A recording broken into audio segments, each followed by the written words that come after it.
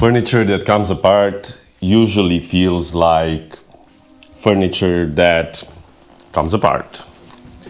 It moves, it squeaks, and after a few months, tightening the bolts becomes part of owning it.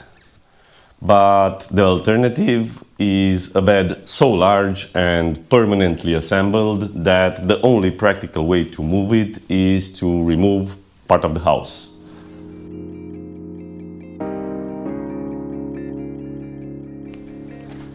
Now, we bought our old flat pack bed 8 years ago because at the time it was what we could afford. It was supposed to be temporary, but nothing is more permanent than a temporary solution, they say, right? And 8 years later, it's still here, moving, squeaking, and slowly falling apart.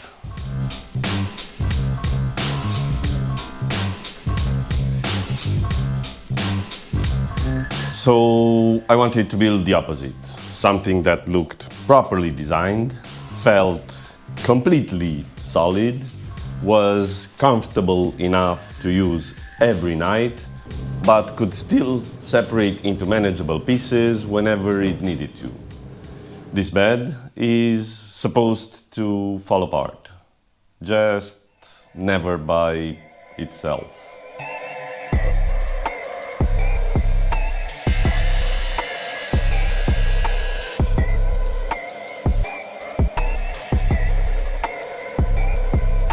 Using good-looking walnut does not automatically mean the result will look designed.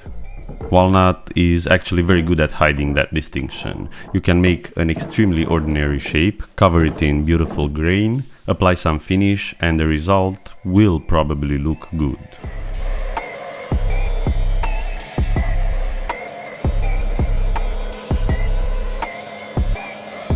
But looking good and looking designed is not quite the same thing. And with a bed, there isn't much shape to begin with. You have a headboard, 4 legs, and several very long pieces holding a mattress off the floor. So if I made the rails from single flat boards, the walnut would have to do almost all the visual work. I didn't want that. I wanted the bed to look good because of the decisions I made, not simply because the tree happened to look good before it was cut down. The rails were going to be made from 3 horizontal layers, but simply stacking 3 boards on top of each other would not really change anything. It would still be one large flat rail. The direction of those layers mattered. A bed is already a very long, low piece of furniture, so I wanted the lines to follow that shape and make it feel even longer. Breaking the rails vertically would divide them into sections and make the bed feel busier. Horizontal lines keep the design calm. But direction alone is not enough. For 3 layers to actually matter, they needed depth. And I think depth is one of the most useful things you can add to a simple piece of furniture. So the middle layer sits slightly behind the other 2. Not by much, but enough to create a shadow running almost the full length of the bed. Once you move one part backwards, the light starts doing some of the work. And suddenly what could have been one heavy block begins to separate into different levels. Nothing has been decorated yet. The shape has simply been given somewhere for the light to stop.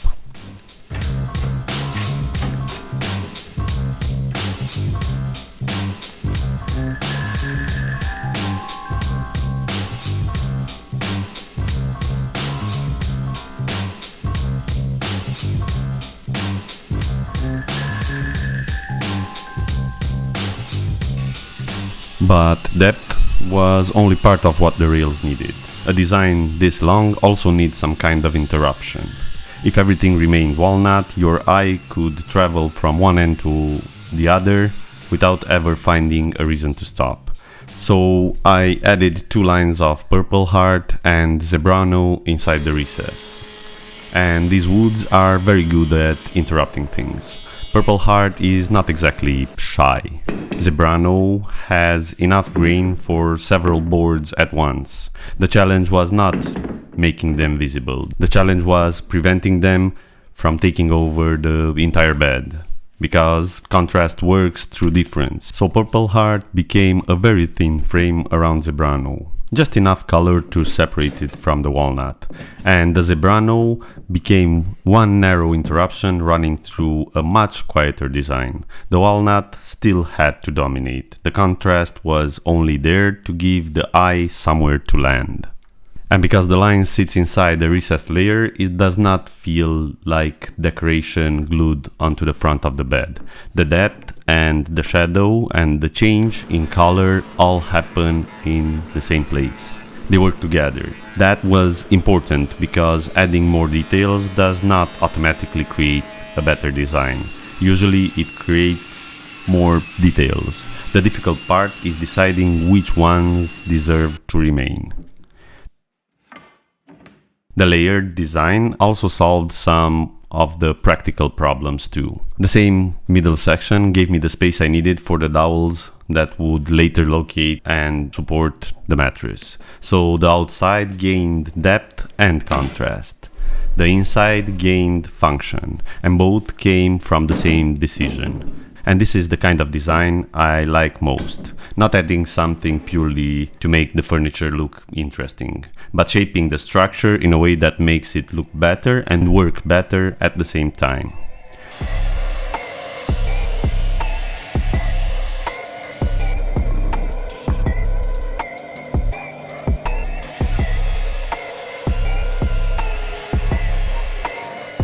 The rails could make the bed look substantial, but looking solid and actually being solid are two completely different things, especially when the entire frame still has to come apart. Removable furniture usually asks the hardware to do everything. The bolts hold the parts together. They carry the weight, they resist the movement. And once those connections loosen slightly, the whole piece begins reminding you how it was assembled. I wanted the hardware on this bed to have one single job: pull the pieces tightly together. The wood itself should carry us.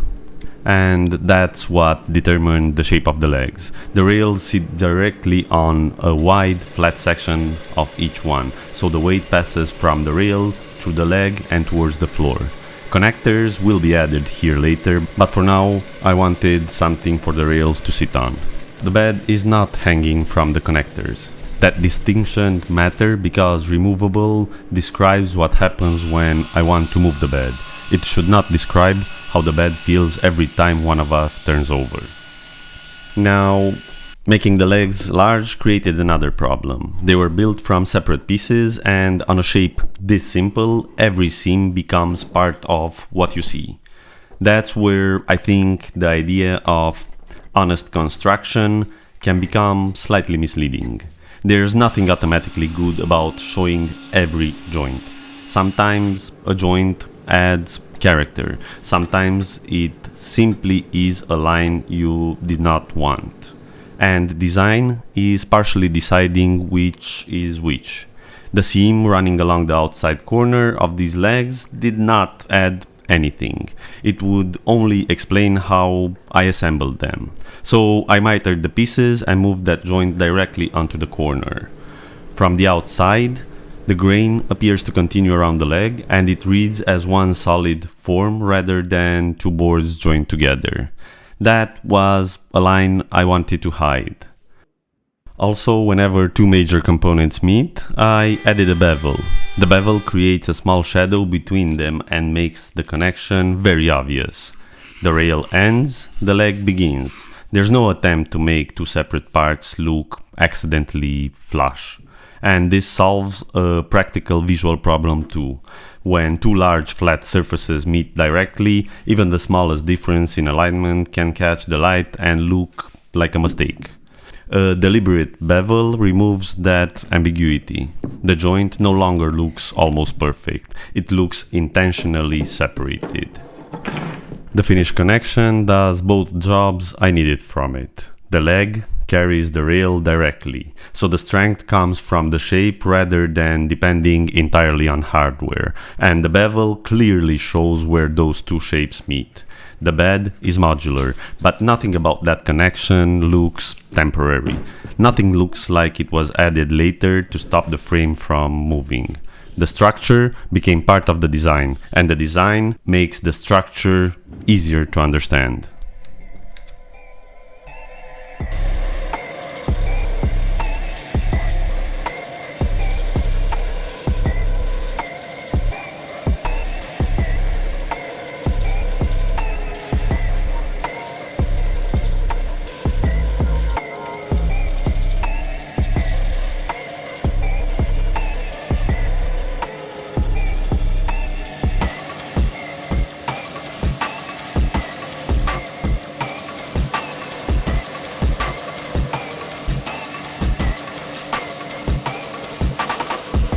We have to understand that a bed can look good and remain perfectly rigid and still be miserable to actually use.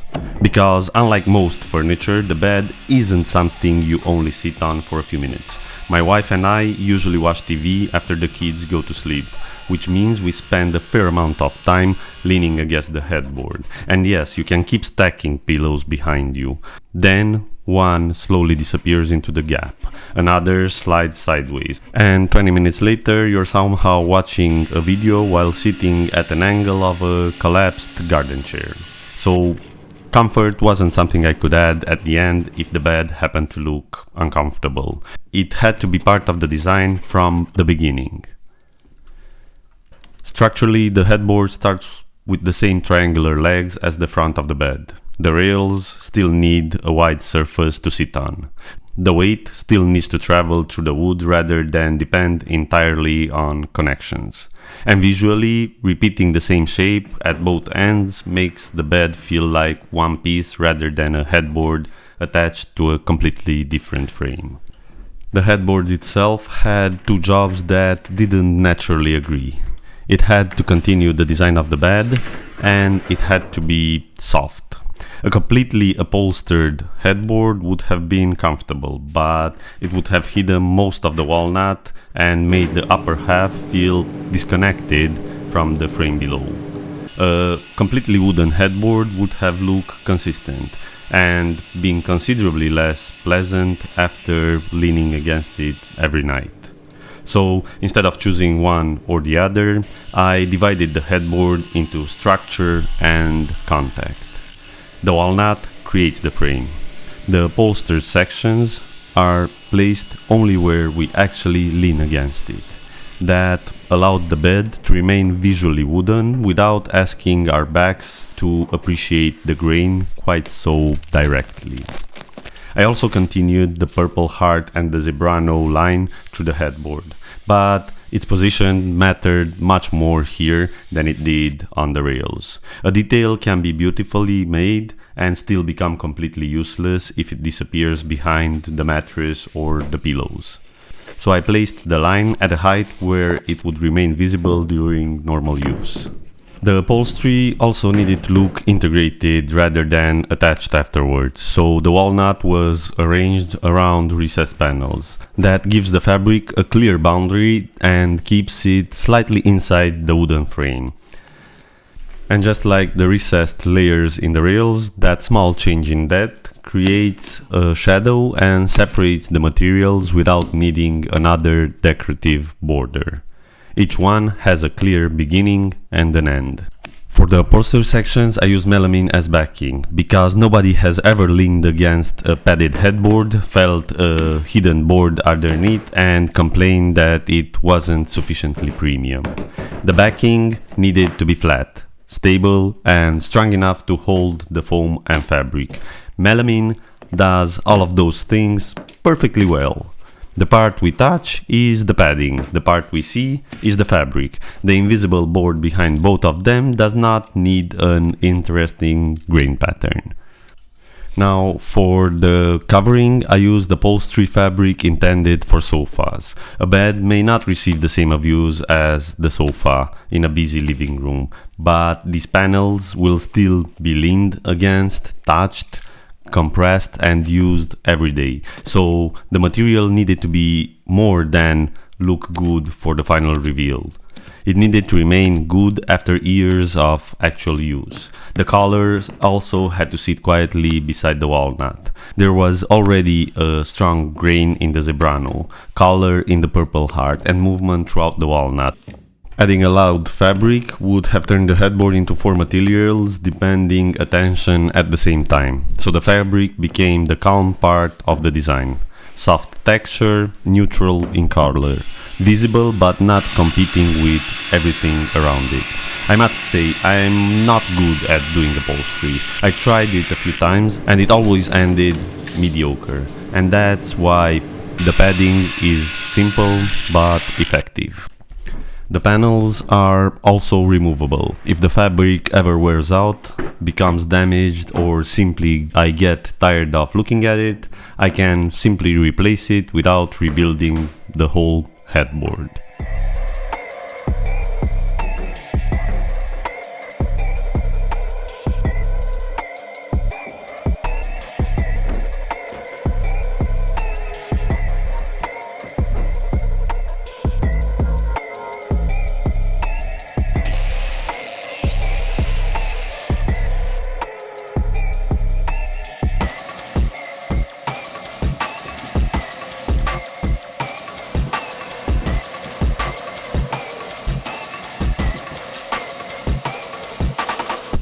At this point, the bed had a structure I wanted.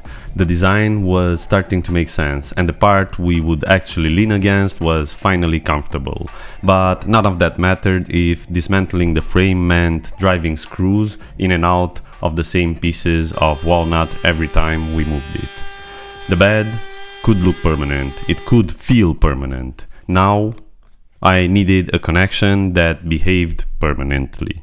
Right up until that moment, I wanted it not to. Most of the bed connectors I could find locally were around 10 centimeters tall. They were large, relatively flimsy, and would have dictated the size and proportion of the entire joint. And I didn't want to redesign these massive walnut legs around a piece of hardware I didn't really trust. So I ordered these B&B connectors directly from Germany. They are only around 5 or 6 centimeters tall, which meant I could hide them inside the connection without making the legs feel even larger. They pull the connection tightly together. That is what I needed. The legs already carry the weight. The connectors only have to close the joint and keep it closed. One system handles the load, the other prevents the movement, and neither one is being asked to solve a problem it wasn't really designed for. Now, the satisfying part is that once these connectors engage, the joint closes tightly enough that the frame stops feeling like a separate component. There's no visible bolt passing through the outside. Nothing interrupts the bevel between the rail and the leg, and the hardware does its work and it disappears. Once all the wooden parts were finished, I could finally see whether these materials actually worked together. Up to this point, the walnut looked fairly quiet, the zebrano looked dusty, and the purpleheart was doing its best impression of ordinary brown wood. Then Rubio went on. I used Rubio because I didn't want a thick, glossy layer sitting on top of the bed. I wanted the walnut to feel like wood, while giving it enough protection for something we will touch and use every day. And this is the moment the design finally became visible. The walnut became warmer, the zebrano became considerably less subtle, and the thin purpleheart lines finally produced the contrast I had imagined when everything was still rough timber. The finish didn't add another detail. It simply revealed the ones that were already there.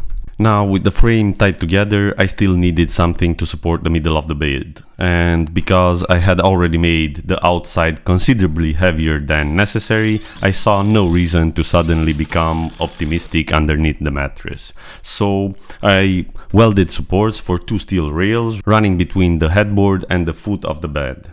The steel is 40 by 40 millimeters with a 3 millimeter wall. Would one rail have been enough? Probably, but probably is not especially reassuring when the alternative involves waking up considerably closer to the floor. So I used 2. For the slats, I used OSB, mostly because I had it. It was strong enough, it was dimensionally stable, and it was about to spend the rest of its life hidden under a mattress. Could I have made the slats from solid wood? Yeah, of course. They would have looked considerably better during the 12 seconds between removing the mattress and covering them again. I know some of you want the dimensions and construction details for this bed, so I'll make the SketchUp model available for free. I'm also preparing a complete set of plans with measurements, hardware, and all the details needed to build it without having to reverse engineer 20 minutes of footage. I'll leave everything linked below once it's ready. Just so you know, the plans will be around $3 to $5 to purchase. After 8 years with something that was supposed to be temporary, I finally built the bed we actually wanted. It is rigid because the wood carries the load. It is comfortable because the headboard was designed around how we use it. It looks deliberate because the structure, shadows, and contrast all belong to the same design. And it can come apart without slowly destroying itself every time it moves. The panels come out. The rails separate from the legs. The steel supports can be removed.